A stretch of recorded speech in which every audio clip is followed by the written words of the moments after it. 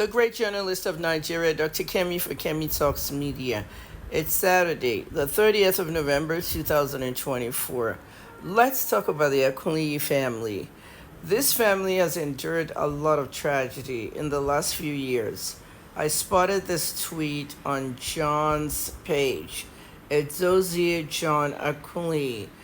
He wrote, "Happy Thanksgiving from the Akunyilis. Mom and Dad will be so proud in heaven." All the siblings, I believe there are 13 of them, mostly in America, they gathered around the Thanksgiving table with all their families, husbands, wives, children, as you can see, and that turkey in the middle there, I can see that turkey.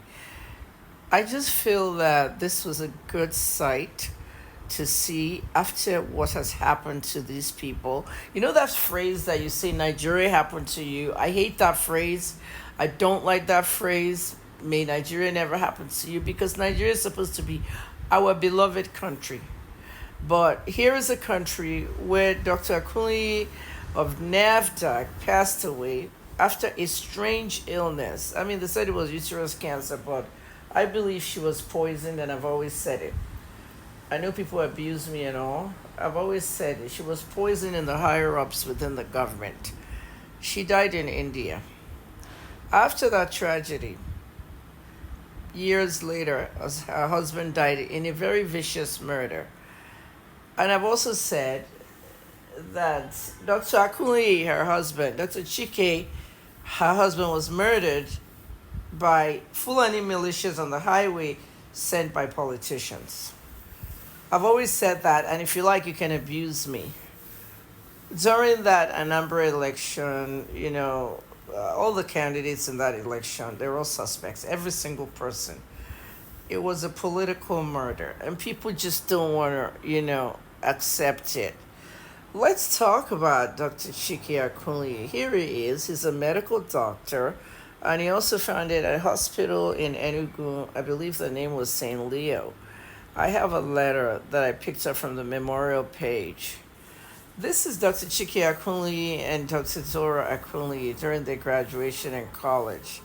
A really, really nice picture. I'm going to use some software to tighten this picture, as in take the cracks off and then possibly return it to the family on Twitter. And here they are again at an event, Mrs. Dora Akunyili and her husband, Dr. Chike.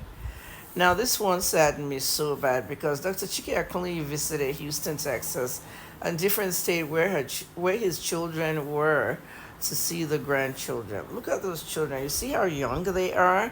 Imagine grandpa coming from Nigeria to visit, and then they've killed grandpa in Nigeria. How do you tell these kids?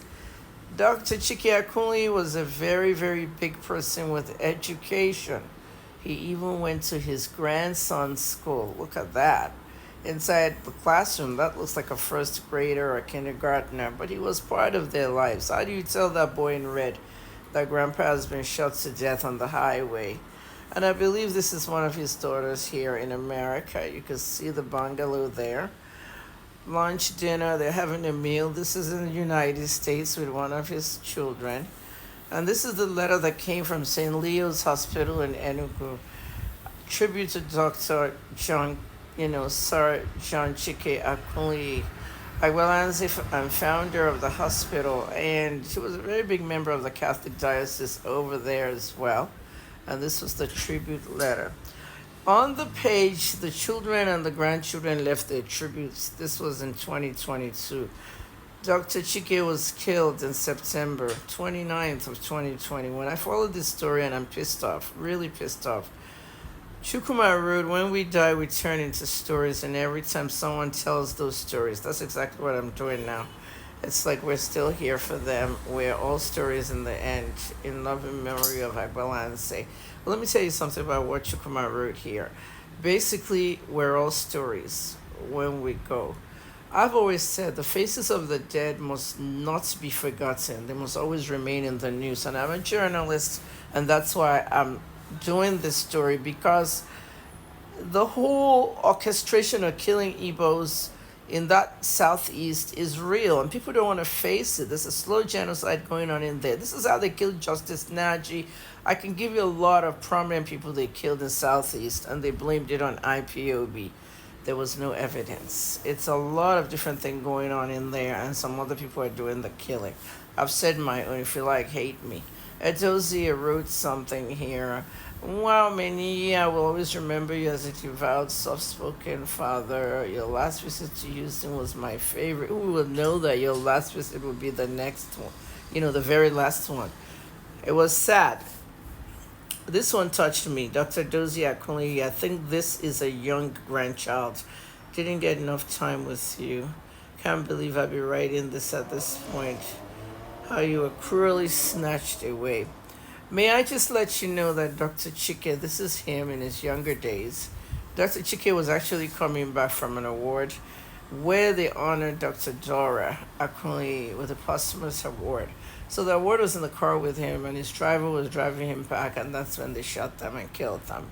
They bled to death. People were filming on the scene instead of getting help, and that was really sad. Christ the King Parish, he was a very big member of this Catholic Church, and he was a papal knight here.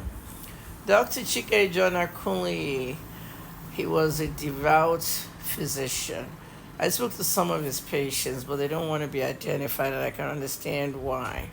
This was the story in Punch where Obum, one of his children, said eyewitnesses were recording my father bleeding to death. And when I saw that video, I was pissed off because I didn't see any kind of person giving CPR or doing any kind of first aid. People were going through that car, probably looking for their wallets, their phones, and anything to steal. And I didn't see, people were filming, and it was not good. It was not good. And this is back to the Thanksgiving table. It does say, I'm really proud of you. This family legacy must go, on, and try to let the kids and the grandkids, let them know the legacy of their grandparents in Nigeria. I know when you think about them, you think about the bad things that happened to them over there. Now let's get to the investigative journalism part. Now, Dr. Chike Akunyili's death. In America, it would have been solved. Homicide officers. In Nigeria, forgotten. The Truth, Peace, and Justice Committee that Governor Soludo set up for violence and agitations and killings in the Southeast is a failure. Total failure, Governor Soludo. They have not been able to solve Dr. Akunyili's death, his murder, in 3 years. Imagine, since September 29, 2021. I'm not asleep. And another thing is the Nigerian police, useless as ever. The Nigerian army, useless as ever. Everybody in charge of watching the highways and the byways, the police, the detectives, the CP. Anambra Enugu has had like 2 or 3 CPs down the line. CP means Commissioner for Police. Nobody is doing investigations. Detectives are not working. They'll tell you there's no money. The whole police department needs an overhaul. The killers got away. And anyone on these highways and byways, you have to check them. I will tell you, this was a political killing, and the killers were militias that did this job. Okay, I hate to say they did the job right, but they shot these people in the head. It is unacceptable. Nigerian police, I am urging you to solve the case of Dr. Chike Akunyili and bring the killers to justice. This slow killing of Igbos in the Southeast is not going ordinary. We're watching. I am watching. It is a slow genocide. And you won't get away with it. Trust me. You will not get away with it. Everybody in there should do their jobs and solve this murder. I'm Dr. Kemi Talks Media.